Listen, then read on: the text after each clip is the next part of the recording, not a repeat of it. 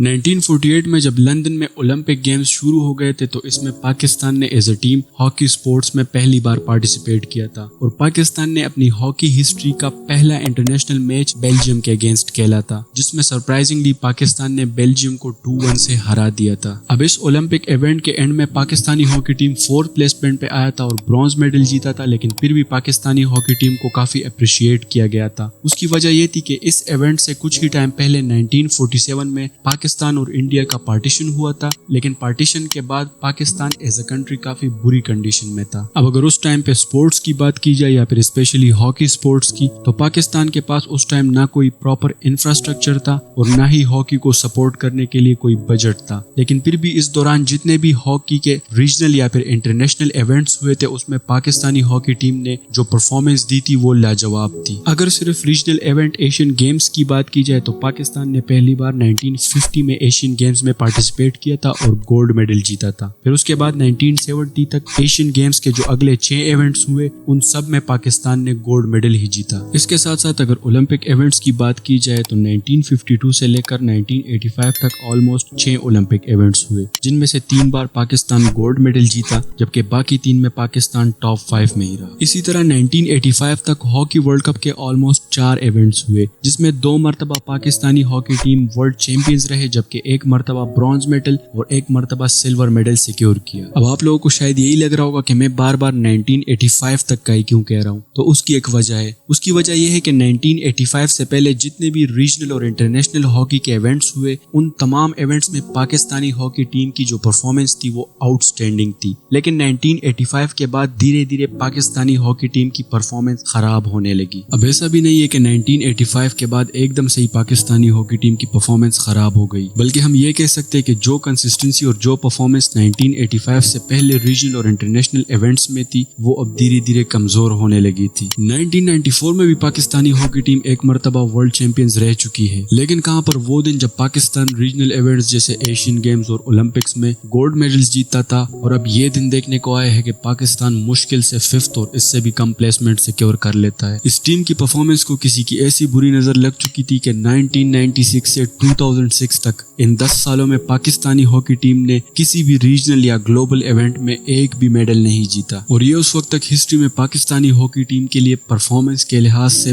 بدترین سال تھے۔ لیکن پاکستانی ہاکی نے آگے ابھی اس سے بھی برا وقت دیکھنا تھا۔ 2008 میں جو کامن ویلتھ گیمز ہوئے اس میں پاکستان 8ویں نمبر پہ آیا، پھر اس کے بعد جب 2010 میں ہاکی ورلڈ کپ ہوا تو اس میں پاکستان 12ویں نمبر پر آیا۔ ابھی تک ان تمام ایونٹس میں پاکستان جو بھی پلیسمنٹ سیکیور کر رہا تھا، تو خراب پرفارمنس کے باوجود بھی ہم یہ کہہ سکتے ہیں کہ پاکستان کم از کم ان تمام ایونٹس کا حصہ تھا۔ لیکن اس سے بھی برا تب ہوا جب 2014 میں پہلی بار پاکستانی ہاکی ٹیم نے مینز ہاکی ورلڈ کپ کے لیے کوالیفائی نہیں کیا، پھر اس کے بعد 2016 کے اولمپکس کے لیے بھی پاکستانی ہاکی ٹیم نے کوالیفائی نہیں کیا، جس کی وجہ سے اس ٹائم کے جو پرائم منسٹر تھے نواز شریف، اس نے پاکستان ہاکی فیڈریشن کے پریزیڈنٹ اختر رسول کو ریپلیس کیا اور اس کے بجائے بریگیڈیئر ریٹائرڈ خالد سجاد کوکر کو PHF کا پریزیڈنٹ بنایا۔ لیکن اس کے باوجود بھی 2021 کے اولمپکس کے لیے پھر سے پاکستانی ہاکی ٹیم نے کوالیفائی نہیں کیا۔ اب 2021 سے پہلے Pakistani hockey team world hockey ranking میں 10th نمبر پر تھی، لیکن 2021 کے ڈسکوالیفیکیشن کے بعد پاکستان کی یہ رینکنگ 18ویں نمبر پر چلی گئی۔ اب اس سے پہلے 2018 میں Pakistani hockey team world cup کے لیے کوالیفائی کر گئی تھی، لیکن اس کی وجہ یہ تھی کہ انٹرنیشنل ہاکی فیڈریشن نے یہ ڈیسائیڈ کیا تھا کہ اس بار ورلڈ کپ میں 12 ٹیموں کے بجائے 16 ٹیمز کھیلے گی، جس کی وجہ سے پاکستان اس میں کوالیفائی کر گئی، لیکن انفارچونیٹلی اس ٹورنامنٹ کے اینڈ میں پاکستان 12ویں نمبر پر آیا تھا۔ اب اگر کرنٹلی آپ پاکستانی ہاکی ٹیم کی ورلڈ رینکنگ دیکھو گے تو وہ آج کے ڈیٹ میں پوری دنیا میں 15th نمبر پر ہے، لیکن سوال یہاں پر یہ پیدا ہوتا ہے کہ کون سے ایسے ریزنز ہیں جن کی وجہ سے آج پاکستانی ہاکی ٹیم کی یہ کنڈیشن۔ حیدر حسین جو 2022 میں پاکستان ہاکی فیڈریشن کے انٹرم سیکریٹری رہ چکے ہیں، انہوں نے یہ کہا کہ جو پاکستان ہاکی کی اتنی بری کنڈیشن ہے اس کی سب سے بڑی وجہ ہے لیک آف فنڈنگ۔ اب انہوں نے تو یہ تک کہہ دیا ہے کہ پاکستان ہاکی کے ساتھ جو فنڈنگ کے ایشوز چل رہے یہ اگر ایسے ہی چلتے رہے تو اگلے کچھ سالوں میں ہمیں پاکستان کے اندر تمام ہاکی اسٹیڈیمز کو بند کرنا پڑے گا۔ اپنے انٹرویو میں انہوں نے یہ بھی کہا کہ اگر پاکستانی ہاکی ٹیم 10-12 دنوں کے لیے کسی انٹرنیشنل ٹور پر جاتے ہیں تو ان کے صرف ٹکٹس کا جو خرچہ ہوتا ہے وہ اراؤنڈ 7 to 8 ملین روپیز تک کا ہوتا ہے، جبکہ انہی کے اکارڈنگ پاکستانی ہاکی ٹیم کو ایئرلی بیس پر صرف 3.5 ملین روپیز پاکستانی گورنمنٹ کی طرف سے ملتے ہیں۔ اب ایسے کنڈیشنز میں جب آپ آپ کو فائنینشیل ایشوز کا سامنا کرنا پڑ رہا ہے، آپ کیسے انٹرنیشنل ٹیمز کے ساتھ کمپیٹ کر سکتے ہیں؟ اب گورنمنٹ کی طرف سے تو چلو فنڈنگ ملتی نہیں ہے، لیکن اس وقت اس حالت میں پاکستانی ہاکی ٹیم کو کوئی اور سپانسر کرنے کے لیے بھی تیار نہیں ہے۔ اس کی بھی ایک وجہ ہے، دیکھو ایک گیم میں سپانسرز تب آتے ہیں جب سپانسرز کو اس گیم سے کوئی فائدہ ملتا ہے۔ کوئی بھی بڑی کمپنی یا برانڈ جب کسی ٹیم کو سپانسر کرتی ہے تو اس کا مقصد یہ ہوتا ہے کہ اس ٹیم کے فیم سے اس برانڈ یا کمپنی کی مارکیٹنگ ہو جاتی ہے، یعنی جب بھی اس ٹیم کے میچز ہوں گے تو پورے گراؤنڈ میں جگہ جگہ اس برانڈ کے ایڈورٹائزمنٹ چلیں گے،